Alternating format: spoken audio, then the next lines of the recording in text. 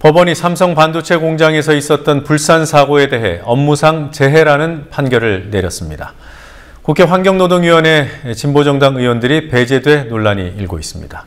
오늘 있었던 주요 뉴스들 황준호 뉴스 취재팀장과 함께 살펴보겠습니다. 어서 오십시오. 예. 네, 삼성전자 반도체 공장의 불산 누출 사고, 재작년에 있었던 사고였던가요? 그렇습니다. 2012년 5월 삼성전자 반도체 화성공장 폐수 처리장에서 윤모 씨가 보호장구를 전혀 착용하지 않은 상태로 약 30분 동안 배관 연결 작업을 했습니다. 그 과정에서 불산 처리용 화학보조제가 섞인 폐수, 여기에 윤 씨의 손발이 노출되는 사고가 있었습니다. 불산은 피부 깊숙이 침투해서 신경계 조직을 파괴하는 물질인데요. 윤 씨는 이 사고로 신경질환을 얻었습니다. 오늘 서울행정법원 행정 7단독의 이상덕 판사가 요양급여를 지급하라면서 윤 씨가 근로복지공단을 상대로 낸 소송에서 윤 씨의 손을 들어줬습니다. 윤 씨는 작년 1월 독성물질에 의한 신경질환 진단을 받고 근로복지공단에 요양급여를 청구했지만 거부당하면서 법원에 소송을 냈습니다. 네. 자, 이 불산 사고 재작년, 그러니까 2012년 5월 말고 여러 차례 있지 않았습니까? 예, 가까운 사례만 봐도 삼성전자 화성 사업장에서는 작년 1월 그리고 또 5월 두 차례에 걸쳐서 불산 누출 사고가 있었고요. 그래서 사상자가 발생했습니다. 반도체 공정에서 불산이라는 물질은 실리콘 웨이퍼의 불필요한 부분을 녹이는 데 쓰이고요. 또 석유 정제라든지 광물의 재련, 전자회로와 각종 화학물질의 제조, 이런 다른 산업에서도 많이 사용되고 있습니다. 그래서 오늘 판결이 앞으로 다른 사업에서 나왔던 이런 사고, 불산 사고에도 많은 영향을 줄 걸로 예상되고 있습니다. 네. 자, 그리고 오늘 보건의료노조가 의료 민영화에 반대하는 파업을 벌였다. 이게 경고 파업입니까? 아니면 본 파업입니까? 일단 경고 파업입니다. 하루짜리 경고 파업이라서 참여율이 뭐 그렇게 높지는 않았지만 어쨌든 상징적인 의미로 경고 파업을 했고요. 병원의 부대 사업 확대를 허용하는 의료법 시행규칙 입법 예고 마감일이 다음 달 22일인데 그때는 전면 파업에 들어갈 예정입니다. 한편으로 의료민영화 저지 범국민운동본부 시민사회단체들이 모여있는 그런 연대체인데요. 오늘 기자회견을 열어서 문형표 보건복지부 장관을 고발하겠다고 밝혔습니다. 보건복지부 장관이 불법적인 시행규칙 개정안을 입법 예고한 것은 직권남용이다.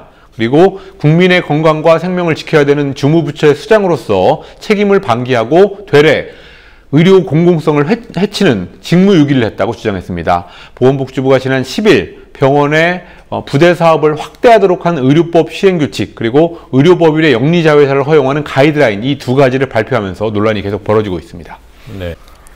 자, 그리고 오늘 정의당이 국회에서 농성에 들어갔더군요. 이유가 뭐였습니까? 예, 국회가 후반기에 원구성을 하면서 상임위원회, 환경노동위원회에다가 비교섭단체 소속 국회의원을 포함시키지 않기로 결정했기 때문입니다. 진보정당이 원내에 진출한 17대 국회 이후로 진보정당 소속의 의원이 환노위에서 배제된 것은 이번이 처음입니다. 하반기 환노위는 총 15명의 의원으로 구성되게 됐는데요. 여당인 새누리당 8명, 그리고 제1야당인 새정치민주연합 7명으로 짜여지게 됐습니다. 여기에 대해서 심상정 정의당 원내대표는 노동의 가치를 존중하고 환경과 생태 보호를 생명으로 소신껏 일하고 싶은 국회의원이 왜 환노위에 갈 수 없느냐라고 강력히 반발했습니다. 네.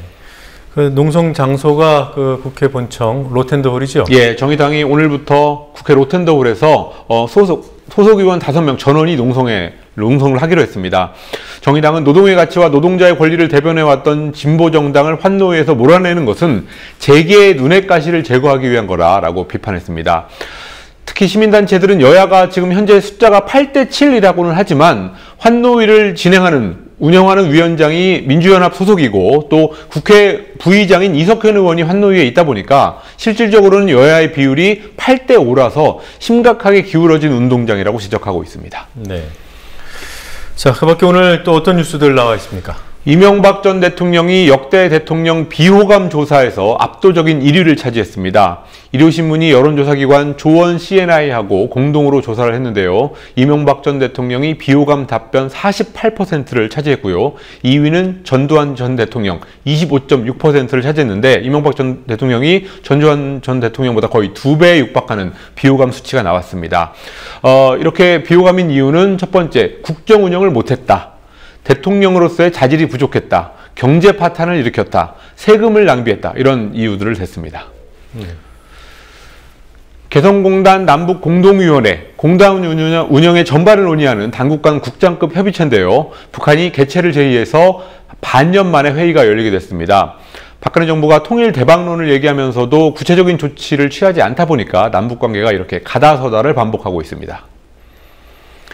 고리원전 3호기와 4호기, 신월성 1호기 등의 핵발전소를 정비하고 보수하는 과정에서 시험 성적서 7건이 위조됐다고 산업통상자원부가 감사 결과를 발표했습니다.